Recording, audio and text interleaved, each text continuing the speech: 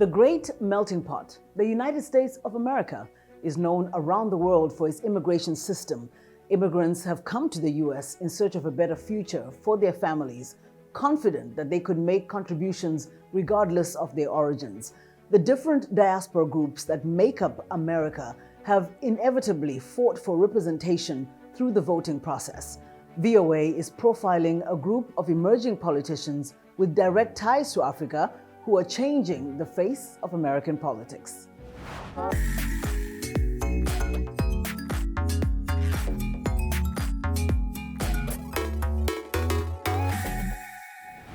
Hello, I'm Dimyake Mwakalielie. Today, we'll introduce you to some of those politicians on this week's special edition of Our Voices.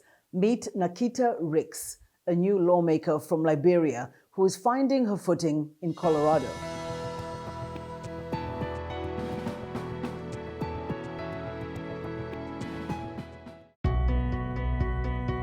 Hi, my name is Naquita Rix. I am a Colorado State Representative for House District 40. I have learned so many things in my freshman session as a state legislator. I have learned how to pass bills. I have learned, how to conduct myself in the committee of the whole. It's been a very fascinating place to learn about, the politics, how laws are passed, serving on the different committees, the Business and Labor Committee, also the Public Health and Behavior Committee that I served on. We responded to so many earlier this year when the unemployment issue was going on, but now we're getting the results, so that's a good thing. Mm-hmm. Hearing about Colorado's problems and coming up with solutions to fix it through these bills has been just so rewarding for us. 1 out of every 10 persons here in Colorado is an immigrant. 6 out of every small businesses here are started by immigrant entrepreneurs like myself. The state of Colorado, the House of Representatives convened in the 73rd General Assembly hereby extends sincere tribute to the immigrants and immigrants' descended families of Colorado in honor of National Immigrant Heritage Month. I offer this tribute as a refugee and the first African immigrant to serve in the Colorado State House. My own family came to Colorado in 1980 after a bloody military coup in Liberia, West Africa, where I'm from. My mother was held at gunpoint for over 2 hours while my sister and I watched. We didn't know if she was going to live or die in that encounter. And the reason why they were interrogating her was because she was engaged to a government official. When they found him, they dragged him to our driveway along with my mother, and just by the grace of God, she was not taken. After a few days, they had rounded up all 13 ministers of the government, and they tied them and shot them by firing squad. Within a couple months of that occurrence, we were able to come to the United States. Eventually got here to Aurora, where I live today. Thank you, Representative Rix. And so to stand there in the State House and be representing my district, that moment was just really striking for me, and it was just a lot to process. But I think that's what we talk about when we say that we talk about American dream. I think people come from all over the world, escaping famine, war, political unrest, like we did, and they come to seek a better life. And I've been so fortunate to be blessed here in Colorado, not only representing my district, but to start my own business, to raise my daughter, and to be able to contribute to others within my community is a true joy. So this is Aurora Central High School. This is where I spent 4 years, and coming to America, leaving all my friends in Liberia, and now having to make new friends. This school is predominantly immigrant because there's so many people here that are from many different countries. I mean, it's a very, very diverse school. It's one of the most diverse ones within the Aurora Public Schools. I remember walking in snow my first time. Oh God. We were walking to school and I kept slipping and my friends kept laughing at me. It was just silly, but I didn't have, snow feet at the time. This is my neighborhood that I grew up in. We lived here for about a year before we moved down the street on East Colfax and Joliet. My mom had to work so much harder to do everything and start all over. And within 10 years of coming, she died from cancer. So, and my sister and I didn't have a mom, and my father died shortly. So we've gone through a whole lot of stuff, and I try not to dwell there, but I know that they put enough in us to try to make a difference and to go after your dreams. I think we should always dream, always reach for something, always have something that you're going to. Yours is the kingdom. I've had lots of traumatic experiences, but there's something on the inside that keeps me going. I'm a person of faith. I keep praying. I fall down, I get up, and I said, never give up on your dreams. There's always something. Tomorrow's another day, and the sun will come out. Don't give up on your dreams, ever. Meet Esther Agbaje, a second-generation Nigerian immigrant representing a Minneapolis, Minnesota district. She supports fair housing and more support for the working class. My name is State Representative Esther Agbaje. I represent House District 59B, which covers downtown Minneapolis and parts of North Minneapolis. It's a pretty vibrant district. It's got diversity in its economic classes, and it's got diversity in its ethnic groups and racial groups. And it's really just a fun place to live, and I'm really happy to be their representative. My parents came to the United States in the 1980s. They both immigrated from Nigeria, and they both actually came to Minnesota to attend the University of Minnesota, which is where they met. I have always had jobs that were in this space of helping people or ensuring that people had the resources they needed to do something better for themselves. So one thing that I was interested in was, how do we help more people at once? Often that means going to a lever of government. So that was why I was always keen on the idea of running for office. The opportunity arose for the 2020 cycle, and I jumped at it. I was born and raised right here in Minnesota, and I am passionate about representing 59B because I want to build the most inclusive district in our state. Very big difference between campaigning and legislating. When you're campaigning, you're very full of ideas, and you're full of hope, and you're full of vision, which stays with you once you start legislating. But there becomes now, in Minnesota, we have a total of 201 legislators between our House of Representatives and our Senate. And so you are just one of 200 other people that you have to convince to be able to bring your idea and your constituents' ideas into fruition to create policy and change. So there's much more negotiating once you become a legislator. The member from Hennepin, Representative Agbaje. Thank you, Madam Speaker and members. This pandemic has exacerbated the problems that we have in housing. And this bill, though not everything we want, will mitigate kind of the worst of those problems, particularly for people who have lost their jobs and cannot afford the rent. A lot of people talk about the pandemic, saying the pandemic showed the inequalities and inequities in our society. All the pandemic did was just shine a brighter light on them. We have been dealing with a housing crisis in Minnesota for years. And that is one of the things that I actually want the state of Minnesota to be bold and step forward on. How do we provide dignified, adequate housing for all members of our society? Well, I think about all the work you've done on housing in particular. Just being able to see it all the way through from the perspective you have is so valuable. Because without that, we're not going to get the solutions that people actually need.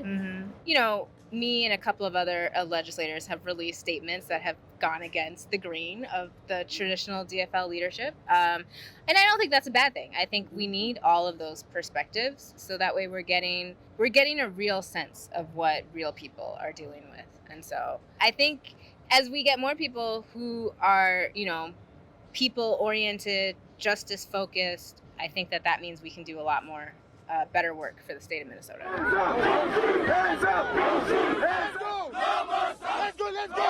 I think a across the world, there are people who with less means, so less money, maybe people in marginalized groups in their countries who are, as they have been, standing up. I think 2020 was a big year for that, particularly with the pandemic.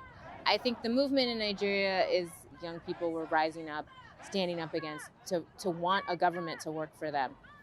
So I applaud their efforts. I think same with young people across the United States and across the world who are standing up and saying, you know, our rights count for something. I wholeheartedly, you know, agree with them and want them to succeed in their efforts. And I, as a young person here who is in a seat of decision making, am also working to make sure that we are doing the work to support everyday working people. As a legislator, it's definitely eye-opening to see the challenges, but also the opportunities across the state of Minnesota. And I think that many of my fellow legislators or decision makers, especially those with immigrant backgrounds, can also see those same challenges and opportunities. And we welcome collaboration with anyone. It's time for a short break now, but we want to know what you want to know about African diaspora in the United States. Please share your thoughts with us on social media. We are on Twitter, Facebook, and Instagram. Our handle is at VOA, Our Voices. We are also on WhatsApp. Our number is on the screen. When we return, a Wisconsin legislator from Gambia measures success by others' access. What does his election mean for his fellow immigrants? Stay with us to find out.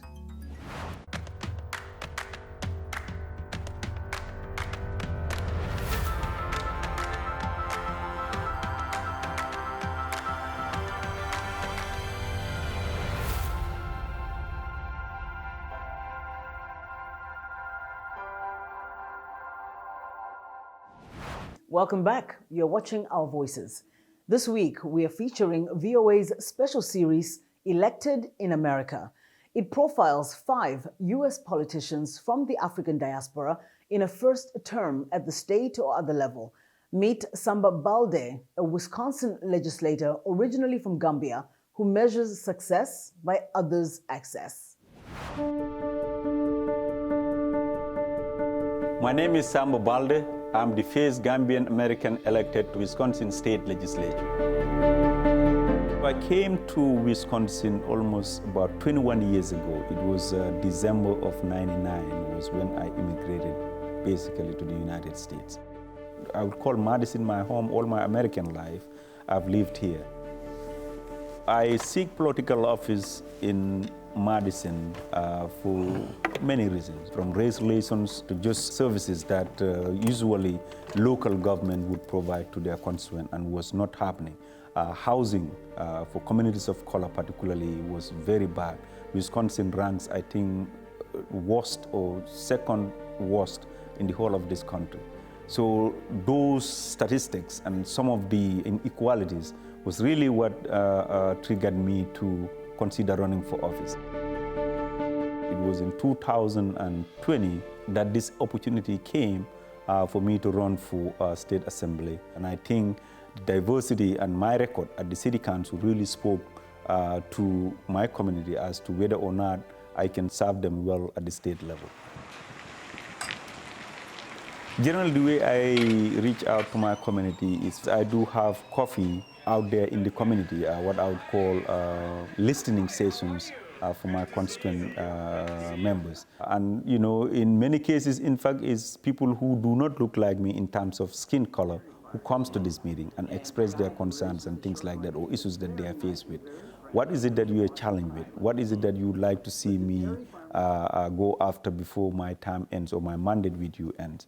My son is 10. He has ADHD, a sensory processing disorder, a mood and adjustment disorder, and what's called disruptive mood dysregulation disorder. I have been the biggest advocate for him, but I have had the hardest time finding resources. You can put your name Yep. and email address here. Absolutely. We'll provide and probably arrange more meetings with you and maybe. And so those interactions has been very, very good. You know, when I was elected, I was the first Muslim ever to be elected at the city council, the first African immigrant to be in the council. But by the time I left, we have 2 Muslims to be elected, one of them a female.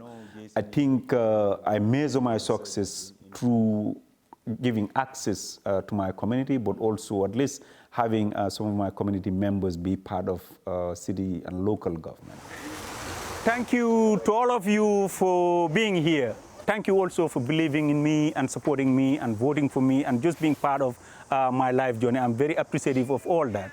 What we will do after every elections, all the elections that I've run, is to organize kind of a thank you get together for our community members, both for my district, but also the immigrant community, particularly to stop by and socialize so I can hear from them, but also say thank you to all of them. So as you can see also, I have some elected officials, but also leaders in the community up here to say something, but also my beautiful wife here, Fadu Jao. So obviously without her, I couldn't have been here. Me and my wife met maybe about 13 years ago when I was visiting the village at Gambia. Was that the happiest day of your life? Yes, that was the happiest day. She's been very supportive, which is excellent. Without her giving me peace of mind coming home, I couldn't take it this far. So I'm very appreciative of that. I just visited Gambia. Part of that visit was to visit family members. Assalamu alaikum. So I traveled to the village where I grew up, Choya. As part of that visit, obviously, it was a traditional welcome. They met, with us, the entourage, I would call it. And then we're drumming and dancing and just, welcome home and things like that. And so the highlight of my trip, obviously, is my mom and the family that I met. But also the fact that I was able to meet the President of the Republic of the Gambia, spend over 2 hours with him, get invited to lunch.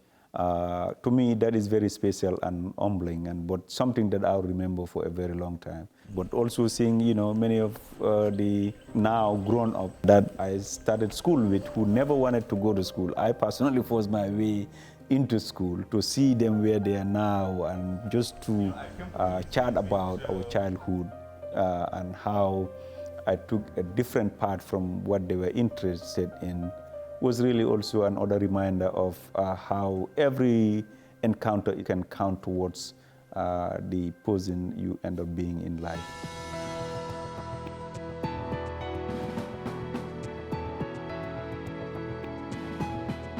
What a story. The Our Voices team talked to some constituents in the district Samba Balde represents, asking what his election means for immigrants from Africa. Let's hear from them.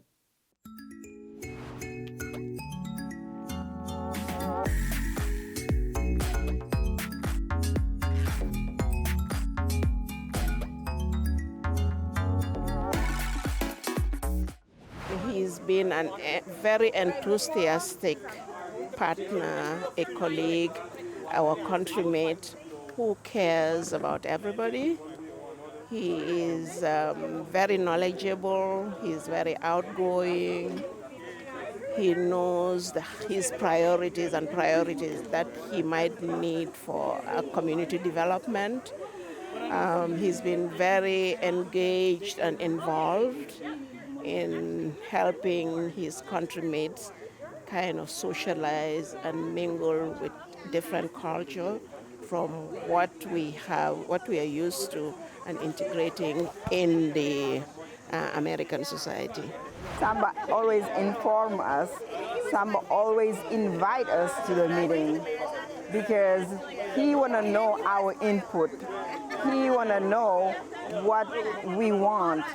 He care a lot about the community, a lot. And when I say a lot, it means anything he will send it through email, send it through text, send it via apps for everybody to know what is going on, what's happening, and what time is happening, and when it's happening. It's very important. Transparency, it's a big thing when it's come to politics, because you want to build trust, and trust is very important. This is exactly what Samba Balde says measures one's success by others' access. It's time now for our Women's to Watch segment.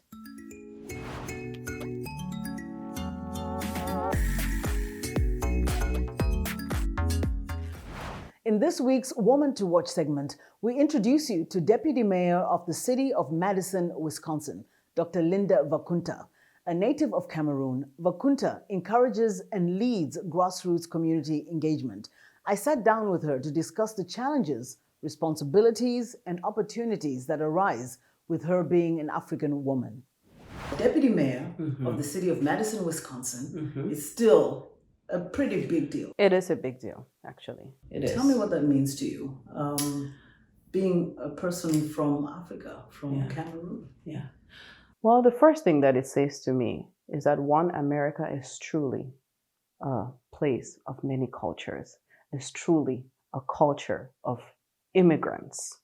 And so when we speak about America being a country of immigrants, it's not just those in the past.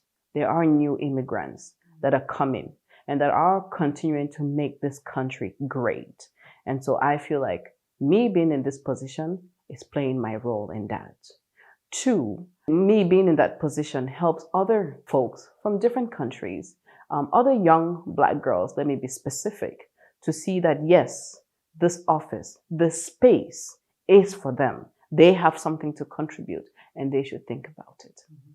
Obviously, people see you in that space, and as you just said, it is for the people.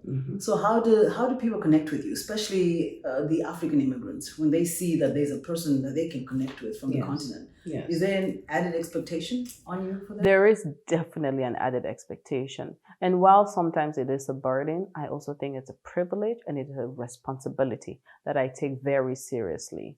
And so yes, when I sit in the office, I don't just see myself as any other deputy mayor. I know that I have to connect with the African community differently. I have to take extra steps to connect with the African American community, and I have to be conscious in connecting with our brothers and sisters from the Caribbean. So I asked you a question earlier and I said, so are you surprised? Or did you think that you could aspire to the levels of where you are now? You know, you're a doctor, a PhD holder, and then you're this deputy mayor, but at the same time, you've had very high level positions as well, executive director of organizations. And you said, no, actually, I expected this. On an individual and a very personal level, I'm not surprised because I tend to focus on the work that needs to be done. I don't care if it's at City Hall or in the marketplace. I will go where I can work to find a solution. But when we stand back and we look at my story, the daughter of an immigrant coming from a middle class sort of family, yes, it is a bit surprising, right? That, you know, I went all the way, I got this PhD, and I'm now in this position. So yes, the story in itself on a grander scale is inspiring, but on a personal level, I just work hard and I work on the issues, and wherever I can help find solutions and work on the solutions, I go there. So what's your passion and what do you hope to do, especially for the continent you're from? My passion is to create a world where everybody thrives. What keeps me at night is the inequality in the world. The fact that in some spaces, even here in the US, we have people who have 3 meals a day. And in other spaces, there are kids who cannot afford 1 meal a day. That keeps me up at night. And so my passion is to work in all ways, whether it's policy, programs, practice, to ensure that more of us humans thrive, because I think we can. We have enough resources for that to happen. And two, one of my biggest passion is giving the youth power. Tell me a little bit more about that. The future, I believe that the future is with the youth. We need to provide them the resources. We need to give them space. They have innovations, they have ideas. A lot of them want to work, right? And are we giving them those opportunities? Look at the African leadership. Most of it is male, and most of it is above 50. And look at the population of Africa, very young. You cannot expect an older leadership to have innovative ideas for young people. The young people have the innovative ideas. And what I want to see is for them to be given that platform, the skills, and the knowledge to make it happen. Because if I believe if young people come into power, and when I say power, it's not the big thing. Power is at all levels. They can create a society that works for everybody, for the 80-year-old and for the 80-year-old. So I'm very passionate about young people Dr. Vacunta, you're a young woman holding a lot of responsibilities, and you're from Africa. I'm just curious about what that means in terms of how it manifests. How would you explain your challenges or the opportunities that are presented to you as a woman? Sometimes we try to put a cap on women's ambitions. I remember when I was doing my PhD, and I remember an African man saying to me, "Oh, don't have too much education because it would scare men away from you." So that tells me that we're already putting a ceiling for women. And of course, being a woman in leadership position, you're kind of questioned to a certain degree, especially when you're young, right? And you're working with older men. It takes them some time to adjust to the fact that you're a woman, you're young, and you have an accent. But what I do is I just keep doing my work, and I just keep working hard. In terms of the advantages, I really think that female leadership is special. We see things differently, and we bring a different perspective, and I think that's really, really important. So busy as you are, doing what you do daily in your capacity as the deputy mayor, you have a radio program. I do. Every month. Yes. Tell us about it, and what is your message? So it's called the Pan-Africa Radio Show on WORT 89.9 FM in Madison, Wisconsin. And I used to host it every weekend for 8 years. Of course, now with my role, I only do it once a month. But basically, we bring Pan-African music to people, and we talk about the culture and the history, and we interview musicians, filmmakers, even politicians on what they're doing to effect change on the continent. What do you want immigrants to take away from this message, from you, your journey, and where I think you're still going, obviously higher levels that you're aspiring for? My number one message is America is a great country. You really can't be whatever you want to be, but you have to work really hard, and the path is not always straight. When I started out, I was studying psychology, and my parents said, "What are you going to do with psychology?" So allow your kids to follow their passions and support them, and help them to find opportunities to hone their skills. But truly, we can be anything that we want to be in this country. And I think I'm an example of that. And that's all for this week. For more information on VOA's special series, Elected in America, please check our website at voanews.com.